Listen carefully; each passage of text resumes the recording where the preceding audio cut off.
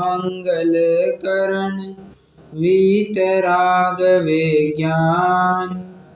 नमो ताहि जाते भय अरहंतादि महान। करि मंगल करि हो महा ग्रंथ करन को काज। जाते मिले समाज सब पावे निज पद राज। बहुविधि मिथ्या गहन करी मलिन भयो निज भाव। ताको होत अभाव है सहज रूप दर्शाव। अन्य मत की मीमांसा कर रहे हैं, जहाँ पर एक बहुत बड़ा पड़ाव ब्रह्मवादियों के खंडन में ही हमारा चल चुका है। लगभग 25-30 पेजेस हो गए हैं। हम ब्रह्मवादी का ही एक प्रकार से खंडन देखते आ रहे हैं और बहुत बड़ा मेजर पार्ट इसी में हमारा हो चुका है। और आप देख रहे होंगे कि कई सारी भूलें इसी में आ जाती है। जैसे आपने कई बार ऐसे सुना होगा, हे भगवान तेरी माया, ऐसा सुना होगा। तो ये क्या है? एक प्रकार से इसी में ब्रह्मवादी का रूप छिपा हुआ है। कोई कोई कहता है भगवान मेरा भला कर दो, भगवान मेरा भला कर दो। भगवान को करता हरता मानना, ये भी एक प्रकार से ब्रह्मवादी की पुट छुपी हुई होती है। इस प्रकार की कई सारी मान्यताएं यहाँ पर आपको देखने को मिलेगी। और फिर ज्ञान योग मीमांसा में हमने एक प्रकार से निश्चयभाषी का ही रूप देखा था। फर्क इतना था, ज्ञान योग मीमांसा वाला अन्य मती था, ये निश्चयभाषी अपना जैन मत में ही था। फर्क इतना ही पड़ता है। एक प्रकार से मान्यता देखें तो मान्यता के स्तर पर कुछ भी फर्क नहीं पड़ रहा था। जैसे वो काम क्रोध आदि को एक्सेप्ट नहीं करता था, काम क्रोध आदि मेरे नहीं है ऐसा कहता था, वैसे निश्चयभाषी भी वही कहता है कि काम क्रोध आदि मेरे हैं ही नहीं, मैं तो पर्याय में शुद्ध हूँ। अरे पर्याय में शुद्ध नहीं है बाबा, तो स्वभाव से शुद्ध है, उसमें कोई विवाद नहीं है, कोई दुमत नहीं है। परंतु पर्याय में वर्तमान में अशुद्धता है। अगर पर्याय में ही शुद्धता होवे तो तेरे में और संसारी में, तेरे में और सिद्ध में अंतर क्या रहा? तू तो संसारी है और वो तो सिद्ध है, फर्क है ना दोनों में, ये समझना चाहिए। और ज्ञान योग मीमांसा में फिर एक प्रकार का जीव ऐसा भी देखा जो बराबर से साधना आदि, तपश्चरण आदि, समाधि लगाना कहता है, परंतु पंडित साहब ने कहा तू जो ये समाधि आदि लगाना कहता है तत्किम इसमें कोई विशेष बात है ही नहीं, क्योंकि तूने आत्मा को मुख्य करके ध्यान किया ही नहीं, अपनी साधना की ही नहीं। समझ में आ रहा है? तूने किसी इंद्रिय के अंग को मुख्य करके, किसी वायु को मुख्य करके, किसी ध्वनि को सुन रहा है इसको मुख्य करके तूने अपनी साधना की, तूने अपना ध्यान किया था। आत्मा तो मुख्य हुआ नहीं, तो आत्मोन्मुखी पुरुषार्थ कैसे हुआ? तो मोक्ष मार्ग में तुम्हारा आगे बढ़ना कैसे हुआ? ये कहना संभव नहीं बनता है।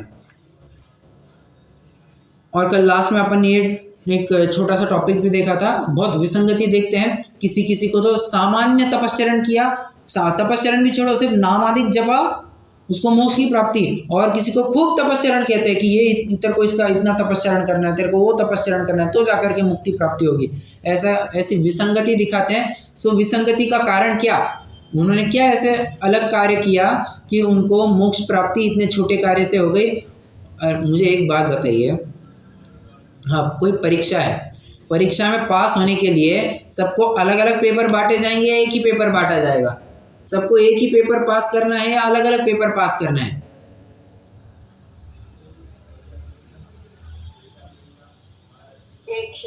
एक ही बराबर।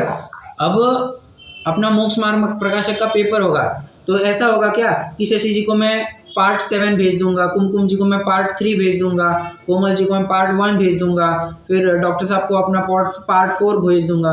अभी रेखा जी ज्वाइन हुई है, उनको कोई पार्ट मतलब बहुत सारे क्वेश्चन पेपर्स है ना, उसमें से कोई क्वेश्चन पेपर भेज दूंगा। तो ऐसा थोड़ी ना होगा, हर एक के लिए एक ही क्वेश्चन पेपर रहेगा बस। और जो प्रश्न आपको मिला है वही प्रश्न किसी और को भी मिला है। उसी प्रकार जितना पुरुषार्थ एक जीव को करना पड़ेगा उतना ही पुरुषार्थ दूसरे को भी करना पड़ेगा और उसी दौर से गुजरना पड़ेगा, उतने ही कर्मों का क्षय करते हुए जाना पड़ेगा। बराबर है? तो ऐसी विसंगति से मोक्ष तो संभव ही नहीं है। और ये अपन ने मोक्ष मार्ग का क्या अन्यथा स्वरूप मानते ही अपन ने समझ लिया था। आज एक टॉपिक चलने वाला है एक, हाँ ठीक है, मैं थोड़ा सा वैसे ज़्यादा टारगेट लेकर के आया हूँ। मैं लगभग आज 2 पेजेस का टारगेट लेकर के आया हूँ। देखते हैं कितनी सफल 2 से 2.5 पेजेस का टारगेट लेकर के आया हूँ, देखते हैं कितनी सफलता मिलती है। बट सबसे पहला टॉपिक अपना चलेगा कि अन्यमत कल्पित मोक्ष मार्ग की मीमांसा, कि अन्य मतियों में कि मोक्ष किस किस प्रकार के माना जाता है, इसकी चर्चा चलने वाली है। वैसे एक बात बता दूं, मोक्ष अपना सर्वार्थ सिद्धि में जब पहले सूत्र, सर्वार्थ सिद्धि कौन सा ग्रंथ है?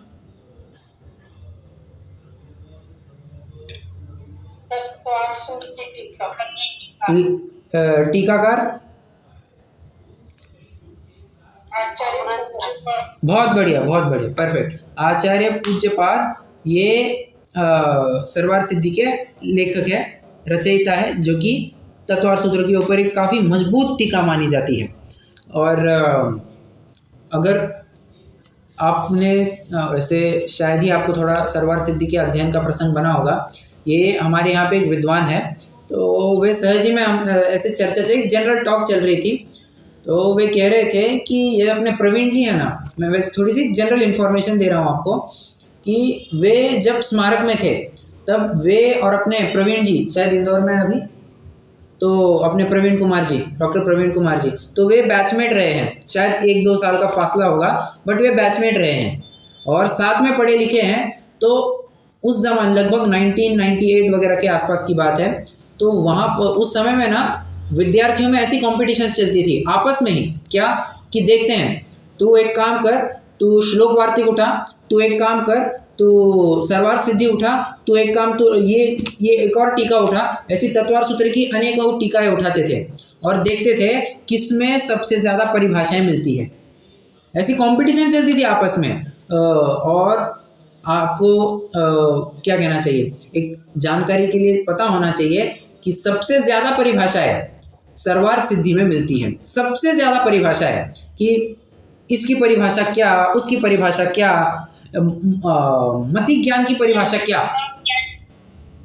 यानी क्या बोल रहे हैं परिभाषा, यानी क्या बोलते, डेफिनेशन, व्याख्या, हाँ व्याख्याएं, डेफिनेशन नहीं, मतलब किसी भी एक कि कोई भी एक टर्म है उसकी कितनी परिभाषाएं है, तो ये सर्वार्थ सिद्धि में सबसे ज्यादा परिभाषाएं मिलती है। ऐसा जैसे मति ज्ञान, ओके, ये एक विषय हो गया, श्रुत ज्ञान ये एक विषय, ये एक टॉपिक हो गया, ऐसे अनेकों टॉपिक, ऐसे सबसे ज्यादा टॉपिक परिभाषा के लिए ये सर्वार्थ सिद्धि में पाए गए हैं। ऐसे अनेकों, मतलब सबसे ज्यादा परिभाषाएं सर्वार्थ सिद्धि में पाई जाती है। जैसे मति ज्ञान की परिभाषा क्या बताई है कि मति ज्ञानावरण के क्षयक्षम से तथा चक्षु या अचक्षु दर्शनावरण के क्षयक्षम से तथा वीर्यांतराय कर्म के क्षयक्षम से जो ज्ञान होता है उसे मति ज्ञान कहते हैं। अब ये इतनी बड़ी परिभाषा वो सर्वार्थ सिद्धि में मिलती है। तो हाँ, बात मैं ये कहना चाहता हूँ कि सर्वार्थ सिद्धि एक बहुत ही बेहतरीन ग्रंथ है, इसीलिए तो फिर आचार्य पूज्यपाद का एक लक्षण, मतलब क्या कहना चाहिए, विशेषता ही बनाई है, क्या, प्रमाणम अकलंकस्य पूज्यपादस्य लक्षणम। अगर प्रमाण में किसी के ग्रंथों को पढ़ना है तो अकलंक के ग्रंथों को पढ़ना, और प्रमाण मतलब खंडन मंडन की चर्चा पूरी, अन्य मतियों की, ये बौद्धों का खंडन, ये नैयायिकों का खंडन, ये शिव मत वालों का खंडन, ये वैष्णव वालों का खंडन, ऐसा खंडन ये अकलंक स्वामी के ग्रंथों में भरपूर मिलेगा। और पूज्य पादस्य लक्षणम, किसी भी चीज़ की परिभाषा जाननी हो ना, इस सर्वार्थ सिद्धि में आपको मिल जाएगी। पूज्य पाद आचार्य उसके लिए बहुत फेमस है। मैंने ये सब इसलिए सुनाया कि सर्वार्थ सिद्धि में, मैं तो थोड़ी सी एक एक्स्ट्रा इन्फॉर्मेशन भी दे रहा था, सर्वार्थ सिद्धि में जब टीका कर रहे थे, शंकाकार ने एक शंका पूछी, क्या, कि आप बता रहे हैं आपने मोक्ष मार्ग क्यों प्रारंभ किया। तत्वार्थ सूत्र का पहला सूत्र क्या है, सम्यक दर्शन ज्ञान चारित्राणी मोक्ष मार्ग। आपने मोक्ष मार्ग से क्यों चालू किया, मोक्ष की बात करते सीधा, जबकि मोक्ष की चर्चा सीधी आई है कहाँ पर आई है, तत्वार्थ सूत्र में, बहुत बढ़िया, 10वें अध्याय, सीधे 10वें अध्याय में मोक्ष की चर्चा आई है। आपने मोक्ष मार्ग से कैसे प्रारंभ कर दिया। आचार्य देव वहाँ लिखते हैं, मैं ये प्रकरण के लिए भूमिका जमा रहा हूँ, आपको थोड़ा सा अच्छा लगेगा। आचार्य देव वहाँ उत्तर लिखते हैं, अरे बाबा, एक चार्वाक मत को अगर बाजू में करो एक चार्वाक मत को अगर बाजू में करो तो लगभग समस्त मतों में, समस्त दर्शनों में मोक्ष को लेकर के कोई दो मत नहीं है। वैसे मोक्ष की मान्यता को लेकर के बहुत कुछ उल्टा पुल्टा है, बहुत कुछ उल्टा सीधा मान लेते हैं मोक्ष का स्वरूप, परंतु एक कॉमन स्वरूप तो सभी ने माना है, क्या कि वो सुख का स्थान है, कि सबसे ज्यादा सुख कहीं होगा तो मोक्ष में होगा। ऐसी मान्यता, ऐसी धारणा समस्त मतों की है। एक चार्वाक मत को अगर थोड़ा बाजू में करते हैं तो फर्क अगर कहीं पड़ता है तो मोक्ष मार्ग में पड़ता है। वह मोक्ष को प्राप्त करने की विधि क्या है, हर एक जन ने अपनी अपनी प्रक्रिया बता रखी है। तो कौन सी प्रक्रिया सही है, तो उसके लिए हमने सबसे पहला ही सूत्र डाल दिया, सम्यक दर्शन ज्ञान चारित्राणी मोक्ष मार्ग। अब आपको थोड़ा समझ में आया होगा कि बाबा इस प्रकरण के लिए ये क्यों भूमिका आवश्यक थी। अन्यमत कल्पित मोक्ष मार्ग की मीमांसा, अन्यमत कल्पित मोक्ष की मीमांसा नहीं कह रहे, अन्यमत कल्पित मोक्ष मार्ग की मीमांसा, और साथ साथ थोड़ी मोक्ष की मीमांसा भी आ ही जाएगी। मोक्ष मार्ग का है तो मोक्ष की भी मीमांसा आ ही जाएगी, बट बात यह है कि मोक्ष मार्ग की मीमांसा आवश्यक है। किसी ने कोई कहता है कि रोजा करने से मोक्ष मिलेगा, कोई कहता है भाई साहब रात्रि में भोजन करोगे तो गया सम्यक, तो गया तुम्हारा सम्यक, तो के हकदार भी नहीं हो तुम, रात में पानी पिया गए, बहुत बहुत दूर है तुम्हारा, 3 काल में तुमको सम्यक तो नहीं होगा। ऐसी ऐसी बातें फिर कहते हैं। तो कौन सही कौन गलत, इसका निर्णय तुमको मोक्ष मार्ग कौन सा सही है इसी के ऊपर से मिलेगा। तथा मोक्ष स्वरूप को भी अन्यथा प्ररूपित करते हैं, वहां मोक्ष अनेक प्रकार से बतलाते हैं। यहाँ पर लगभग 5 प्रकार के मोक्ष मार्ग और मोक्ष इस प्रकार से जिक्र किया जाएगा। 5 बिंदुओं के ऊपर 5 बिंदुओं के द्वारा चर्चा चलने वाली है। सबसे पहला कहते हैं कि देखो, आपको याद आ रहा होगा अपन ने थोड़ी 1-2 दिन पहले, 1-2 दिन मतलब लगभग हफ्ते भर पहले एक चर्चा की थी। मरण के उपरांत हिंदू क्या मानते हैं, क्या होता है, वे कहते हैं कि बराबर वैकुंठ में जाता है या फिर नरक में जाता है, बराबर यही चर्चा की थी।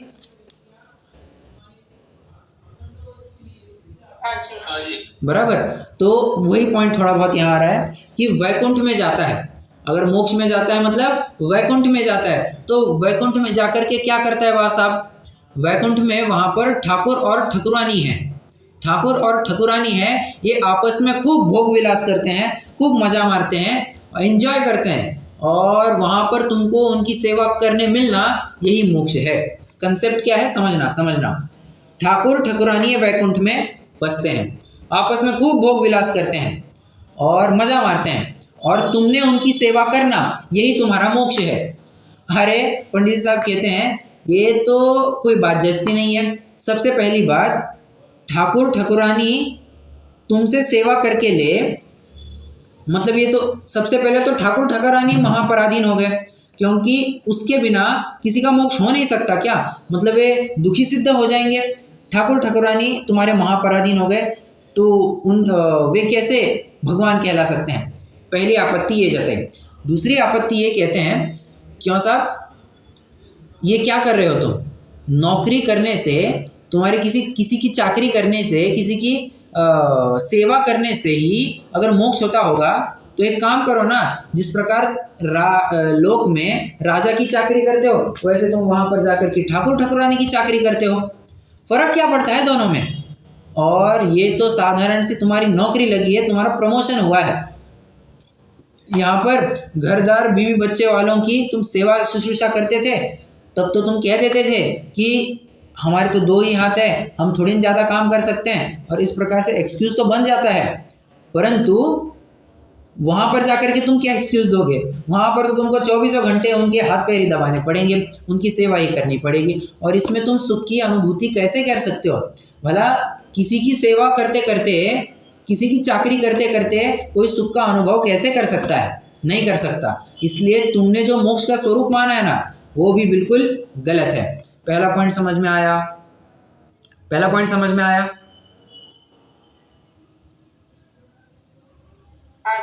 ओके, अब मैं यहाँ पर कुछ अंडरलाइन करवाता हूँ आपको। इसमें नोट करवाने जैसा है सच कुछ है नहीं, अंडरलाइन करवाता हूँ ना आपको, बस उतना ही याद रखना है। मतलब थोड़ा बहुत लर्न तो करना पड़ेगा बट बहुत लिमिटेड है। लिखिए, वैकुंठ धाम में ठाकुर ठकुरानी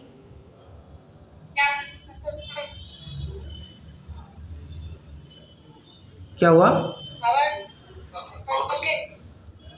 हाँ हाँ कर दो। अभी आ रही है आवाज?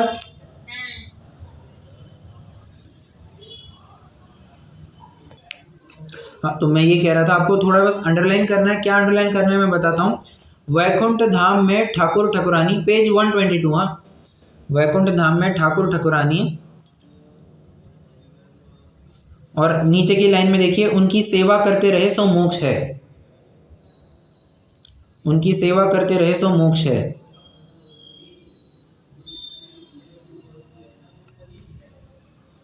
ठाकुर के पराधीन पना हुआ।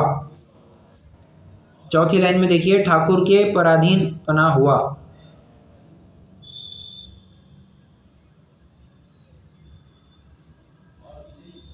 और राजा की चाकरी करना उसी प्रकार यह भी चाकरी हुई। राजा की चाकरी करना उसी प्रकार यह भी चाकरी हुई। आइए एक बार पैराग्राफ पूरा पढ़ लेते हैं। एक तो मोक्ष ऐसा कहते हैं कि वैकुंठ धाम में ठाकुर ठाकुरानी सहित नाना भोग विलास करते हैं, वहां पहुंच जाए और उनकी सेवा करता रहे सो मोक्ष है। सो यह तो विरुद्ध है। प्रथम तो ठाकुर ही संसारीवत विषयासक्त हो रहे हैं, सो जैसे राजा दिखे वैसे ही ठाकुर हुए, तथा दूसरों से सेवा करानी पड़ी तब ठाकुर के पराधीन पना हुआ। और यदि वह मोक्ष प्राप्त करके वहाँ सेवा करता रहे तो जिस प्रकार राजा की चाकरी करना उसी प्रकार यह भी चाकरी हुई। वहाँ पराधीन होने पर सुख कैसे होगा, इसलिए यह भी नहीं बनता। जिस प्रकार तू लोग में राजा की चाकरी करता है उसी प्रकार ठाकुर ठाकुरानी की चाकरी करता है। चाकरी करते करते तो सुख की अनुभूति कैसे कर सकता है? नहीं कर सकता। ठीक है, एक पैराग्राफ हो गया। किसी को दिक्कत इसमें?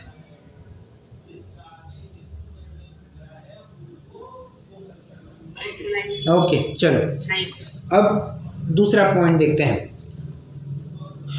कहते हैं ईश्वर के समान आप होता है सो भी मिथ्या है। एक मिनट ना, यदि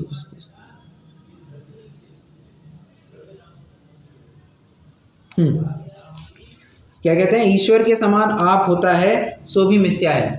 और इसमें एक पॉइंट और ऐड करते हैं पंडित जी साहब। वे कहते हैं कि बहुत ईश्वर कैसे संभव है? बराबर है ना। देखो मैं थोड़ी और बात कहता हूँ। जैसे हिंदू भाई हैं, वे क्या मानते हैं कि मरण होने के उपरांत ब्रह्म में विलीन हो जाता है। बराबर। या अपने मुस्लिम भाई क्या मानते हैं?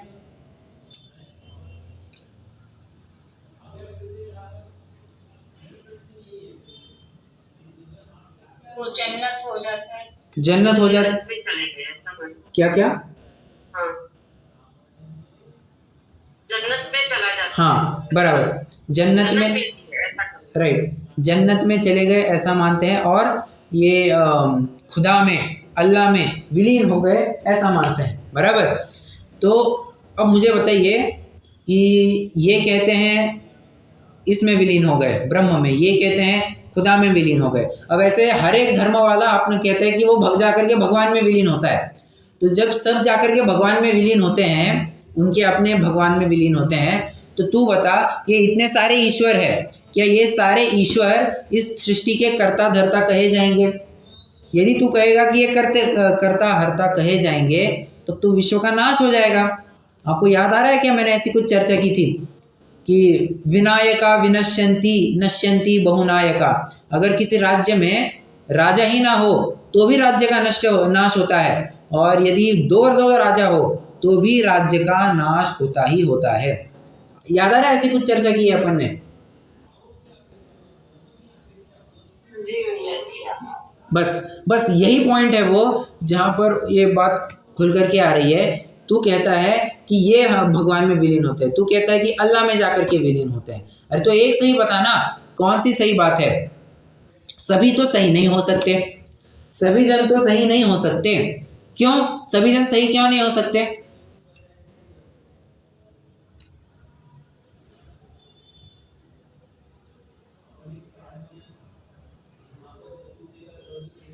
ईश्वर और अल्लाह दोनों तो डिफरेंट है।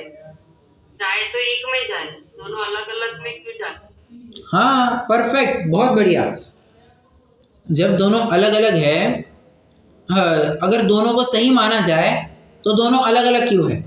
बराबर। अगर दोनों सही है तो दोनों अलग अलग क्यों माना जाए? बराबर। देखो, एक छंद है, कपिलोपि यदि सर्वज्ञो बुद्धो नेति का प्रमाण। क्या कहा? कपिलोपि यदि सर्वज्ञो, यदि कपिल सर्वज्ञ है तो बुद्ध क्यों नहीं? यदि बुद्ध सर्वज्ञ है तो कपिल क्यों नहीं?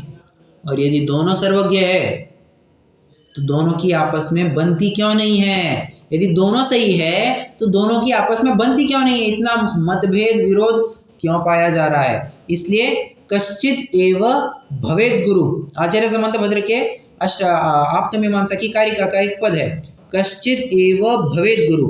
एक ही कोई गुरु हो सकता है, गुरु मतलब सही हो सकता है, ठीक है। और तू बता,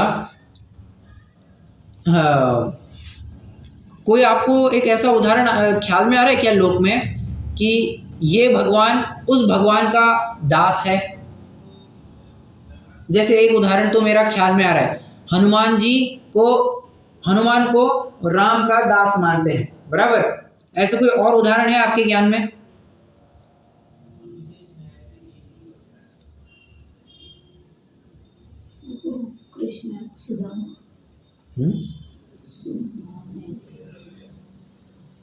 ये वैष्णव संप्रदाय में है सर, यदि यमुना जी और वो जब भगवान कृष्ण के दास है।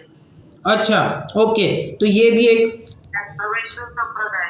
ठीक है, कोई बात नहीं, बहुत अच्छा, एक और उदाहरण मिल गया। अब मैं इस बात से वाकिफ नहीं था, न्यू इन्फॉर्मेशन आनी चाहिए, गुड गुड। बात यह है कि वैष्णव संप्रदाय, आप जैसे कह रहे, क्या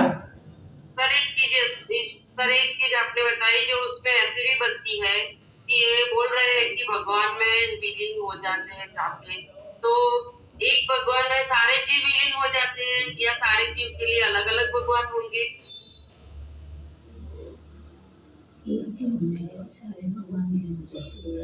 नहीं, समझ नहीं आया मुझे। इनका मत ऐसा है कि भगवान में या अल्लाह में मिल जाते हैं, मतलब ब्रह्मलीन हो जाते हैं, जैसे अन्य मत में ऐसा चलता है मरण होने के बाद, बराबर।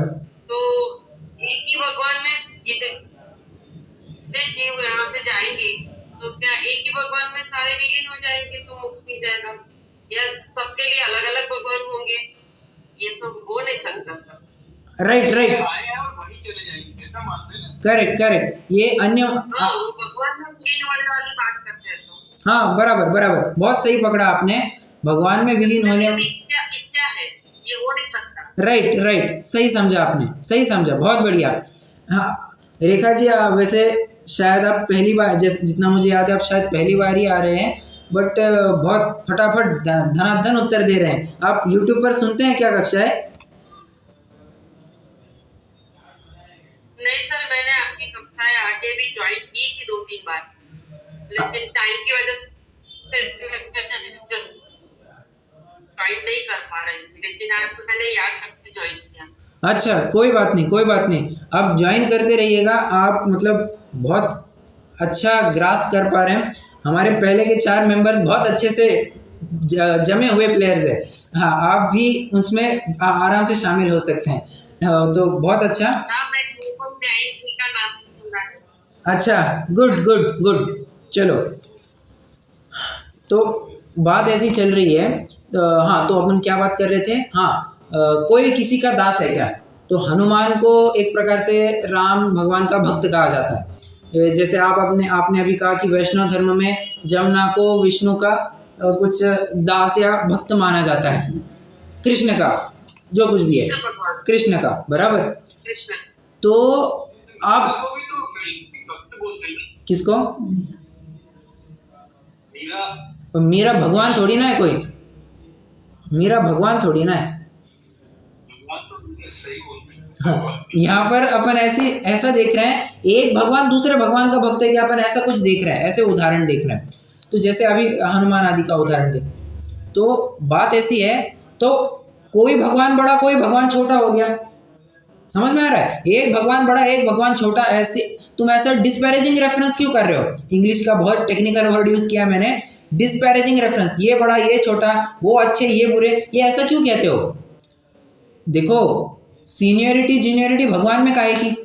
सीनियरिटी जूनियरिटी भगवान में नहीं होती। इसीलिए बताइए सिद्धों के 8 गुणों में से एक गुण कौन सा है जहां पर सीनियरिटी जूनियरिटी नहीं होती है? परफेक्ट, बहुत बढ़िया बहुत बढ़िया। अगुरु लघुत्व नाम क्या कहता है? अगुरु लघुत्व, ना कोई बड़ा है ना कोई छोटा है, ये अगुरु लघुत्व गुण हमें बतलाता है, सिद्धों के एक विशेष गुणों में से एक है। बराबर है? तो यहाँ पर यदि तू कहेगा कि ये भगवान बड़े हैं ये भगवान छोटे हैं, तो भगवान में भी ऊंच नीच पना होता है क्या? सो संसारियों में जिस प्रकार बड़ा राजा छोटा राजा होता है, उसी प्रकार तूने भी छोटे भगवान बड़े भगवान कर दिया। सो ऐसा कंपैरिजन तू कैसे कर सकता है? सो ये बिल्कुल भी संभव बात नहीं लगती है। यहाँ पर महावीर हो या आदिनाथ हो, जितने सुख का अनुभव आदिनाथ भगवान भोग रहे हैं, उससे एक ना एक कम ना एक अंश ज्यादा, उतने का उतना, डिट्टो सेम टू सेम आनंद का अनुभव आज महावीर भगवान भी कर रहे हैं और बाकी समस्त सिद्ध भगवान कर रहे हैं। ना कम ना ज्यादा, यहाँ पर कम ज्यादा की बात ही नहीं होती है। जितने अनंत गुण महावीर भगवान के प्रकट हुए हैं, उतने अनंत गुण आदिनाथ भगवान के भी प्रकट हुए और बाकी बचे 22 तीर्थंकरों के भी हुए। समझ में आ रहा है? तो इसलिए ये भी कहना बिल्कुल सही नहीं बनता है।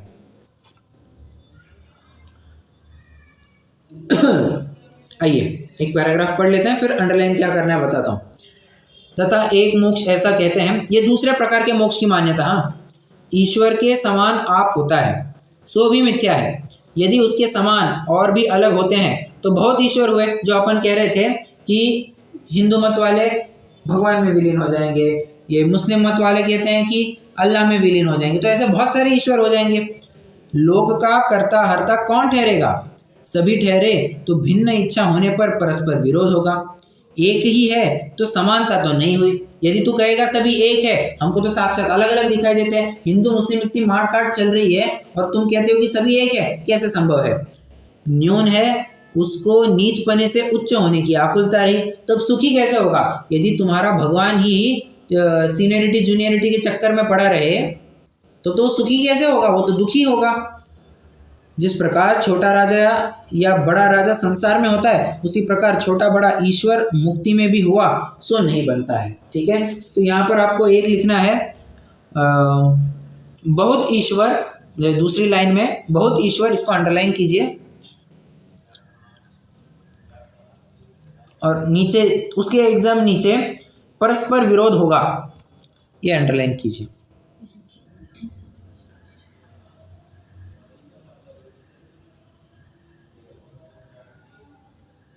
शायद अपना ये अभी मीटिंग खत्म होने वाला है, अब उनको फिर से रिज्वाइन करना पड़ेगा।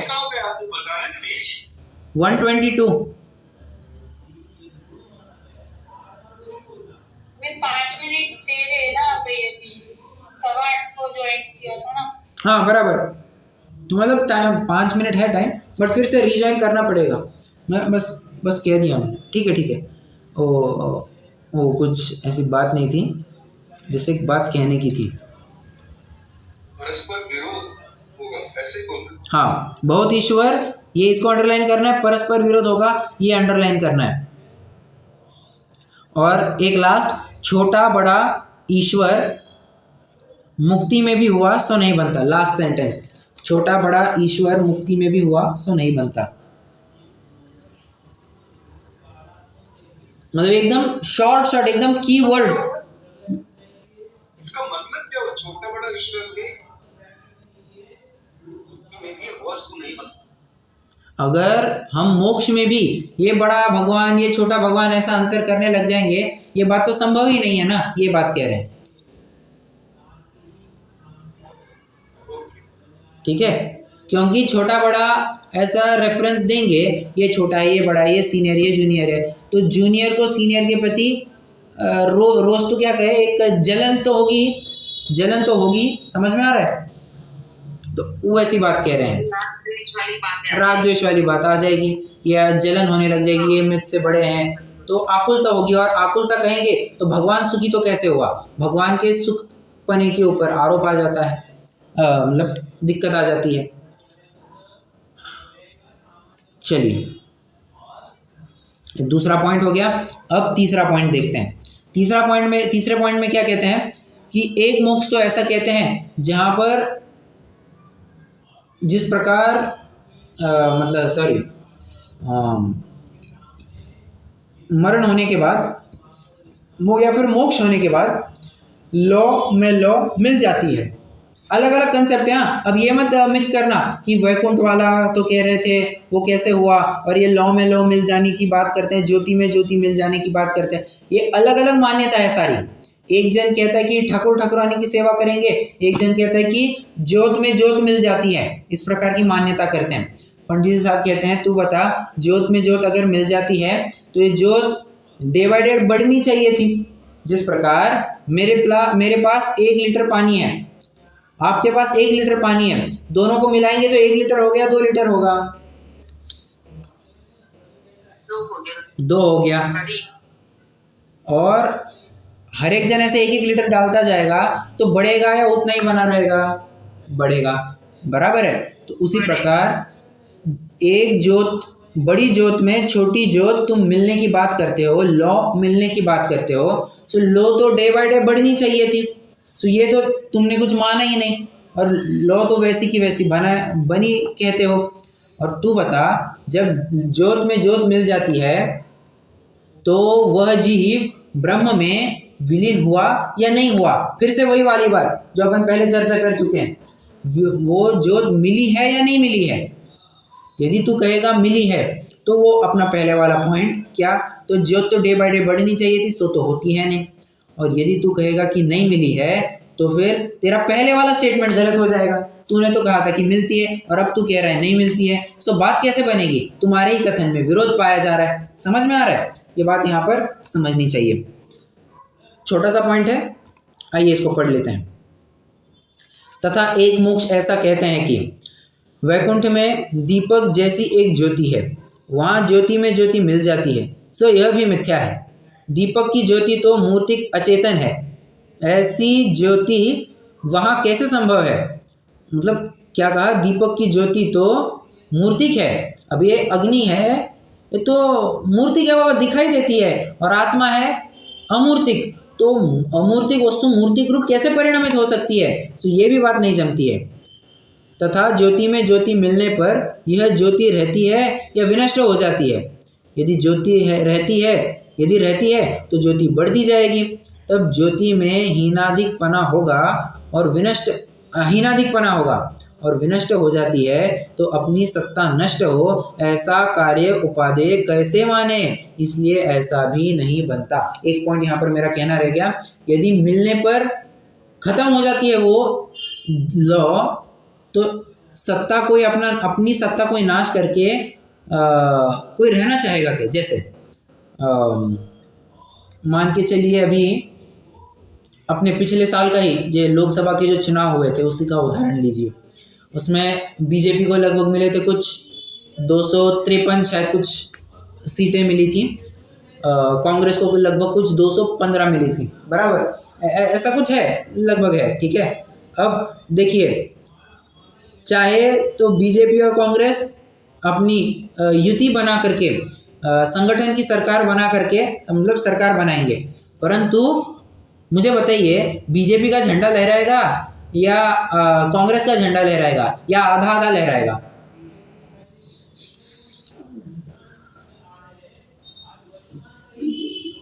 आधा कमल और आधा पंजा थोड़ी ना होगा, बराबर है। तो वो ऑप्शन तो निकल गया।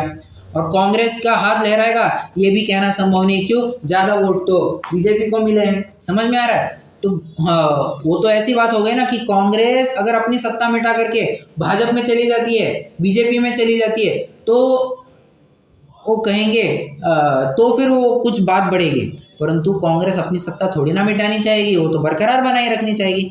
बस यही बात कुछ चल रही है। यदि उसमें मिलने पर तुम्हारी सत्ता नष्ट हो तो ऐसी सत्ता कौन चाहेगा? ऐसी मुक्ति कौन चाहेगा। मैं कहूँ कि मेरे पास एक साबुन है, उसको कपड़े पर लगाएंगे ना साहब, दाग एकदम फटाफट निकल जाएगा। बस इतना है कि कपड़ा भी निकल जाएगा तुम्हारा। हाँ, मतलब दाग तो हट जाएगा और कपड़ा भी फट जाएगा। ऐसा बढ़िया साबुन है हमारे पास। कोई लेना चाहेगा ऐसा साबुन? अरे अगर हमें तो वस्तु भी बनाए रखनी है और उसके ऊपर का दाग भी हटाना है। ऐसा नहीं करना है कि दाग भी उड़ा दिया और दाग को उड़ाने के चक्कर में कपड़ा भी फाड़ दिया। ऐसा तो नहीं करना है अपन को। समझ में आ रहा है? चलिए, तो यहाँ पर अंडरलाइन करेंगे, दीपक जैसी एक ज्योति है।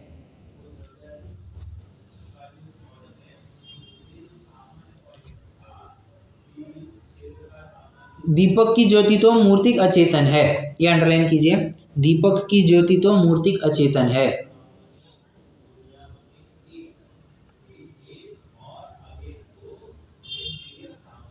ज्योति बढ़ती जाएगी, ज्योति बढ़ती जाएगी तब ज्योति में हीनाधिकपना, ज्योति बढ़ती जाएगी तब ज्योति में हीनाधिकपना, और विनष्ट हो जाती है तो अपनी सत्ता नष्ट हो ऐसा कार्य उपादेय कैसे माने। थोड़ी सी बड़ी लाइन है ये, बट अंडरलाइन कर लीजिए।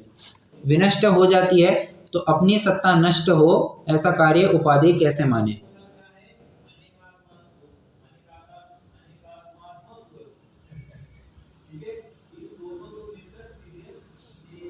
चलिए अब चौथे पॉइंट की तरफ चलते हैं। क्या कहते हैं? आत्मा ब्रह्म ही है, माया का आवरण मिटने पर मुक्ति है, सो यह भी मिथ्या है। अरे क्या बात कहते हैं? आत्मा ब्रह्म ही है, माया का आवरण मिटने पर मुक्ति होती है, सो ये भी बात जमती नहीं है। तो क्यों? वो तो कहता है हाँ, अरे बाबा तो फिर तूने अंतर क्या माना? मुक्त जीव में और संसारी में अंतर क्या माना? अब यहाँ पर भी जो पॉइंट है ना, लगभग सेम पॉइंट आ रहे हैं। तू बता, ब्रह्म जो है, तूने क्या कहा? माया का आवरण मिटने पर मुक्त होता है। तो तू बता, ये जो ब्रह्म है ये माया रूप है या अलग अलग है? हाँ, ये माया, एक मिनट, हाँ सॉरी, पॉइंट ये था। अब चाहे तो ना इसके लिए एक चार्ट बनाइए। चलिए एक चार्ट बनाइए तो अच्छा ही रहेगा। ब्रह्मवादी का जो कथन है लिखिए बी, मतलब पॉइंट 4, उसमें बी मतलब ब्रह्मवादी का कथन, आत्मा ब्रह्म ही है, माया का आवरण मिटने पर मुक्त ही है। ये ब्रह्मवादी का कथन आएगा।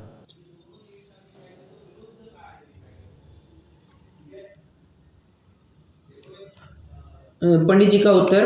अब वो जो माया का आवरण आपने लिखा है ना, उसको अंडरलाइन कीजिए और उससे 2 ब्रांचेस निकालिए, ब्रह्म एक या ब्रह्म अलग। ब्रह्म एक था या ब्रह्म अलग था? एक बार रिपीट कीजिए। मैं ये कह रहा हूं कि जो ये आपका पॉइंट नंबर 4 चल रहा है बराबर, तो उसमें बी मतलब ब्रह्मवादी का कथन लिखिए। क्या लिखना है आपको? आत्मा ब्रह्म ही है, माया का आवरण मिटने पर मुक्ति है। ये आपको ग्रंथ में से कॉपी करना है, ये लाइन कॉपी करनी है। और उसमें जो माया का आवरण लिखा है ना, उसको अंडरलाइन कीजिए और उससे 2 ब्रांचेस निकालिए, 2 एरो निकालिए।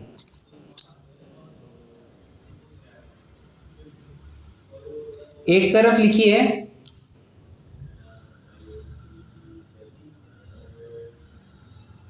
ब्रह्म एक था या ब्रह्म अलग था, 2 ऐसे लिखेंगे। ब्रह्म एक था ये लेफ्ट साइड में लिखिए, ब्रह्म अलग था ये राइट साइड में लिखिए।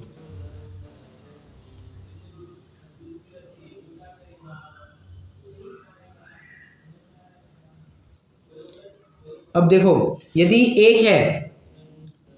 एक है तो ब्रह्म ही माया रूप हुआ,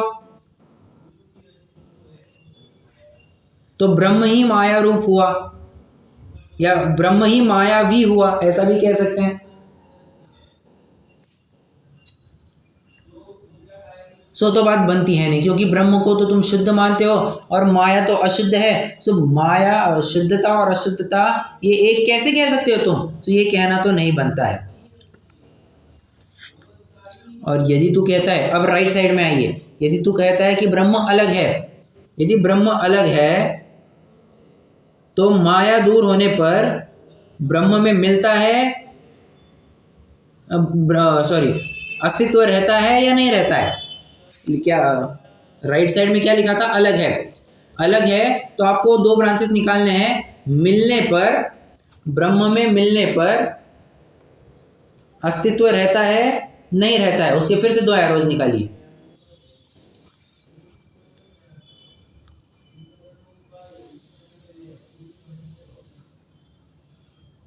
यदि तू कहेगा कि अस्तित्व रहता है, अस्तित्व अलग भाषित होता है, यदि अस्तित्व रहता है तो सर्वज्ञ को तो इसका अस्तित्व अलग भाषित होगा।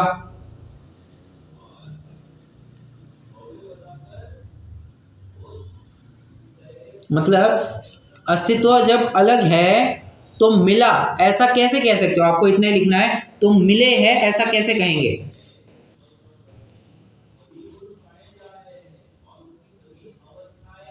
और यदि नहीं मिला, यदि अस्तित्व नहीं रहा, यदि अस्तित्व नहीं रहा तो अपनी सत्ता का नाश कौन चाहेगा? अपनी सत्ता का नाश कौन चाहेगा?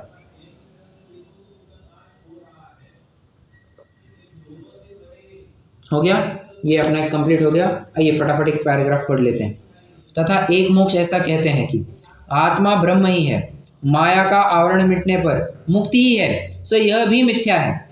यह माया के आवरण सहित था तब ब्रह्म से एक था। ब्रह्म से एक था कि अलग था? यदि एक था तो ब्रह्म ही माया रूप हुआ, और अलग था तो माया दूर होने पर ब्रह्म में मिलता है या अस्तित्व बना रहता है? यदि रहता है तो सर्वज्ञ को तो इसका अस्तित्व अलग भाषित होगा। तब संयोग होने से मिले कहो, परंतु परमार्थ से तो मिले नहीं है। मतलब यदि तू कहेगा कि ब्रह्म में मिल गए परंतु अस्तित्व उसका बना रहा, तो दोनों मिल गए ऐसा कैसे कह सकता है? मिक्सचर तो तब हुआ कहते हैं, देखो दूध और पानी मिल गए हैं, ये कब कहेंगे? जब अपन को मिक्स कर दिया और पता ही ना चले, उसको तो मिला हुआ कहते हैं। जब तेल में पानी में तेल डाला तो कुछ समझ में आता है क्या? फिर पानी के ऊपर तेल तैरता है, बराबर। तो मिक्स हुए ये कैसे कह सकते हो? मिक्स हुए कहना ही संभव नहीं बनता है।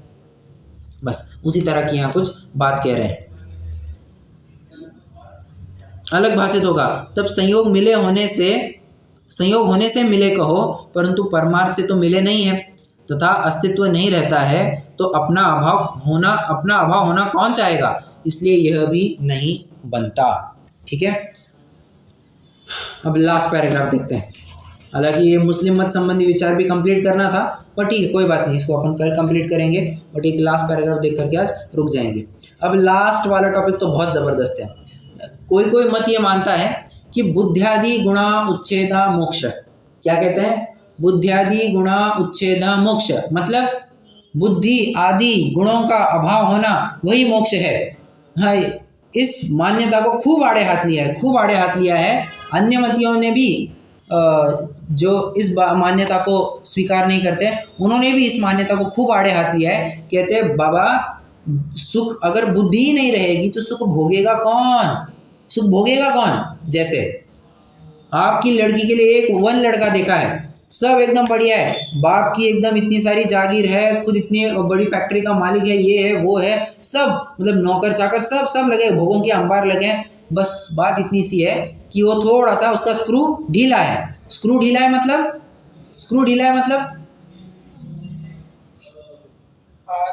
पागल है, बराबर। हाँ, तो मुझे बताइए, कोई अपनी लड़की ऐसे लड़के से ब्याहेगा क्या? सब बढ़िया है ना?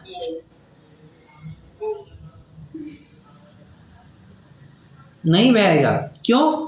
क्योंकि अरे जब लोक में ही ज्ञान की कमी को इतना निंद्य माना जाता है, तो तुमने तो ज्ञान का पूरा नाश ही मान दिया, तो उसमें तुम्हारी महत्ता कैसे होगी, पूज्यता कैसे होगी? और तुम सुख का स्थान बदलाते हो, तो बात संभव ही नहीं है। जहाँ ज्ञान नहीं है वहाँ सुख की कल्पना भी कैसे कर सकते हो? सुख भोगेगा कौन? भोगने वाला भी तो चाहिए। बस ये बात यहाँ पर बताई गई है। और यदि बुद्धि खत्म हो जाए तो तू बता, पत्थर में और चेतन में अंतर क्या रहेगा? चेतन में चेतनापन ही वो ज्ञान से आता है, और यदि तुम ज्ञान ही वो पूरा हटा दोगे तो चेतन में और जड़ में फर्क क्या रहेगा? समझ में आ रहा है? तो ये 2 पॉइंट आपको ख्याल में रखने हैं। आइए एक पैराग्राफ पढ़ लेते हैं। तथा कितने ही एक प्रकार से मोक्ष को ऐसा भी कहते हैं कि बुद्धि आदि का नाश होने पर मोक्ष होता है। सो शरीर के अंगभूत मन इंद्रियों के अधीन ज्ञान नहीं रहा, काम क्रोधादिक दूर होने पर तो ऐसा कहना बनता है, और वहाँ चेतनता का भी अभाव हुआ माने तो पाषाण आदि समान जड़ अवस्था को कैसे भला माने? तथा भला साधन करने से तो जानपना बढ़ता है, फिर बहुत भला साधन करने पर जानपने का अभाव होना कैसे माने? बराबर, मतलब तो यदि तो कोई अच्छा कार्य होता है तो उसमें ज्ञान की महिमा होती है, और तूने और महान कार्य के लिए ज्ञान का अभाव मान दिया, तो कैसे संभव है? तथा लोक में ज्ञान की महंतता से जड़ बने की महंतता नहीं है, इसलिए यह नहीं बनता। ज्ञानी, अब देखिए ना, क्या कहे, चेतन पूज्य है कि जड़ पूज्य है? ऑफ कोर्स वो एक जिंदा आदमी की देखो ना, जिंदा आदमी को क्या किया जाता है? उसके क्या कहूँ मैं अभी, हाँ, जिंदा आदमी को तो बराबर से उसके पैर छुए जाते हैं, उसकी सेवा शुश्रूषा की जाती है। मरे आदमी की क्या किया जाती है? जला दिया जाता है, दफना दिया जाता है, खत्म कर दिया जाता है। मतलब वैल्यू भी उस चेतन को लेकर के होती है। चेतन ने तो उस जड़ को कोई वैल्यू नहीं करता है, कुछ भी वैल्यू नहीं होती है। ठीक है, बस यही बात यहाँ पर कही जा रही है। ज्ञान की महंतता से जड़पने की तो महंतता नहीं है। ज्ञानी और जड़ कौन बड़ा? अरे बाबा, हाँ, ज्ञानी ही बड़ा कहा जाएगा ना, सिंपल सी बात है। इसी प्रकार अनेक प्रकार कल्पना द्वारा मोक्ष को बतलाते हैं, सो कुछ यथार्थ तो जानते नहीं है। संसार अवस्था की मुक्ति अवस्था में कल्पना करके अपनी इच्छानुसार बकते हैं। इस प्रकार वेदांत आदि मतों में अन्यथा निरूपण करते हैं। ठीक है, तो ये इस प्रकार 5 जो अन्य मत कल्पित मोक्ष मार्ग की मीमांसा है, ये प्रकरण अपन ने कंप्लीट कर लिया। और भी कई सारे हैं, बट ये तो मोटा मोटी 5 जो पंडित साहब को कई सारे ग्रंथों को पढ़ करके ख्याल में आया, सारे लोगों से चर्चा करते हुए ख्याल में आया, तो उन्होंने इन 5 मुख्य बिंदुओं को फोकस में रखा है। बाकी और बहुत सारी बातें हैं। चलिए, कोई प्रश्न है तो पूछ सकते हैं।